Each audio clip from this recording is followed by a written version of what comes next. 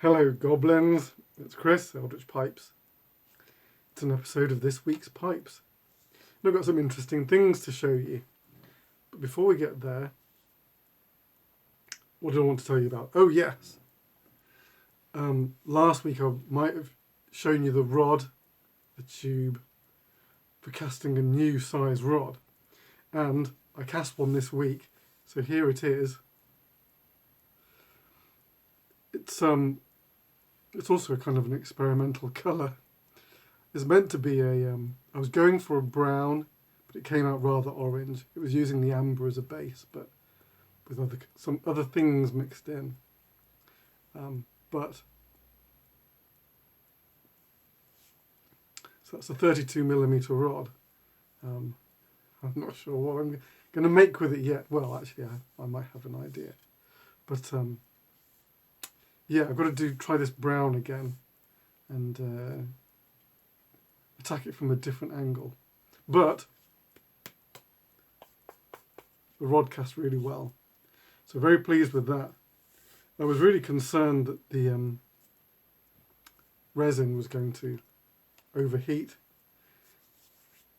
When you use resin in a quantity greater than it's really designed for, it can flash cure, which is it sort of seizes up long before you mean it to, and that can mean all kinds of things.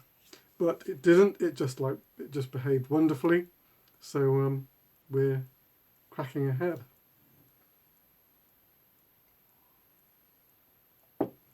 Now, another thing I mentioned last week was I'd received a batch of Goblin City from Ken Byron. And I said I was thinking about how to do the giveaway. I've got 7 packs to give away. So what I've done is I've made a square poster, GIF, JPEG, that'll be an Instagram post. And I'll put a link to that image at the bottom of this video.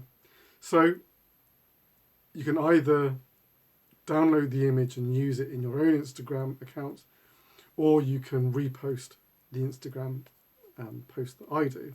Either way is fine. You just have to be subscribed here. You have to be following me on Instagram, and you have to tag me in the post. And that's it. That is it. Except for then comment on this video so that I know that you've done it. Mostly because it means that everyone that comments here, I've got you all in one place. And I don't have to try and cross-reference between YouTube and Instagram to make sure that I've got everybody who posted. So if you post here, I've shared or I've posted or whatever, just so that I know you've done it, then I can include you in the draw, which will probably be next week. All right. Pipes.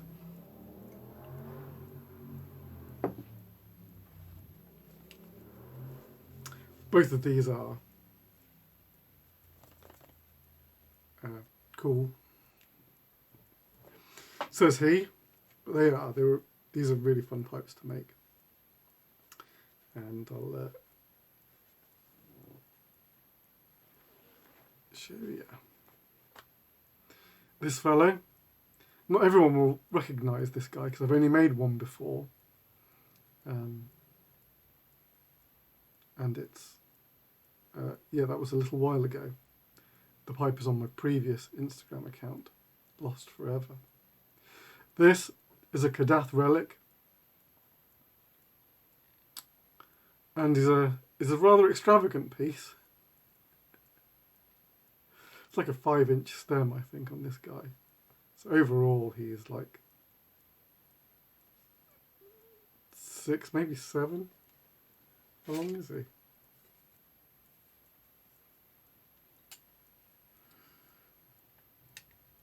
Oh, no. 8.5, over 8.5. I suppose Yeah. And he's got like a nice rugged plateau rim.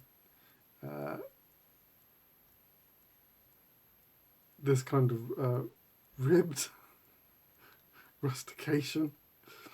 And just sandblasted for a nice little texture after that.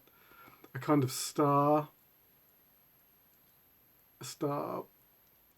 I almost want to call it like a hilt on a sword. You know, like the cross piece on it.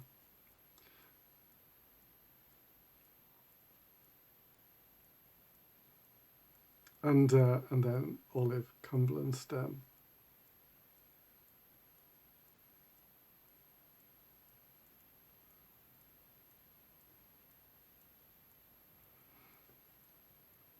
I actually did for the stain, I did a mix, which was mahogany and cordovan. Mahogany because it's a real red, it's a real warm red brown, and cordovan to sort of darken it up because mahogany sort of, it hits somewhere in the middle. I wanted to darken it down. So it's a really rich brown that I'm quite pleased with. Yeah, so there you go. I didn't know if I was ever going to make another one of these, but someone requested it. So there it is. Kadath Relic. I really should get images of those onto my site, but onto the website, but I hardly ever get a chance to do like product photography anymore. Occasionally I do manage to do it. I do it for the Four Horsemen ones, but hardly ever any of my own. In fact, I got some that I have taken photos of. I'm still waiting to process to put on. I know the cryptid crustacean is still waiting for me to process the photographs. Now this pipe, I haven't made it in quite a while, and this was for a customer who's been exceedingly patient. I wanted to evolve this piece a bit. I'll show you and then I'll talk about it. If I can coax him out. Come on.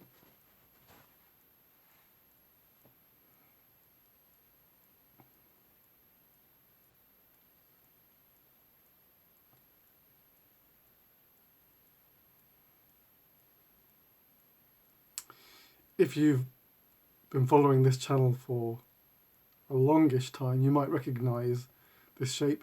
It's a Trompette de la Mort, which is a mushroom.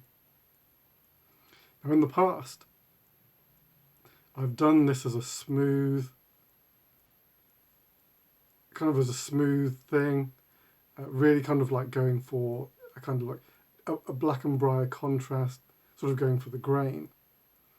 But I've made a few versions of this. There's one version that has a plateau top, but all the others have got smooth rims. And it was a kind of like a stylized version of a Trompette. Not so long ago, Paul Lucas of Paul Pipes did a pipe that was kind of like a natural mushroom look. And it caught my eye, and I thought the next time I do a Trompette, I'm going to go for a more natural, realistic look. Such as far as you can go with turning a mushroom into a pipe. And so it's both carved and then in a more natural way, and sandblasted for kind of a natural texture.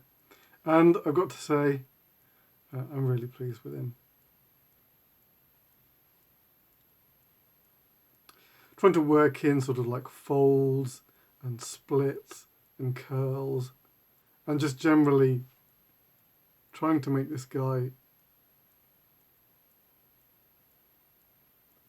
look as if it might grow in your poisoned garden. If I'm lucky enough, if I make some time, I'll have a chance to do some proper photographs of this guy because I think he deserves it. Exceedingly deep bowl. If you're thinking, wow, I bet the bowl on that is deep, you're not wrong. It's super deep. There you go, Trompette de la Mort. So it was all kind of wild pipes this week. And next week is a little bit wild too. So that'll be interesting. All right. That's it for me. It is. So, yes, remember, Goblin City, download image, post, tag, comment, all that good stuff. All right, I'll see you next week, this week's pipes. Till then, take it very easy. Your loyal pipe maker.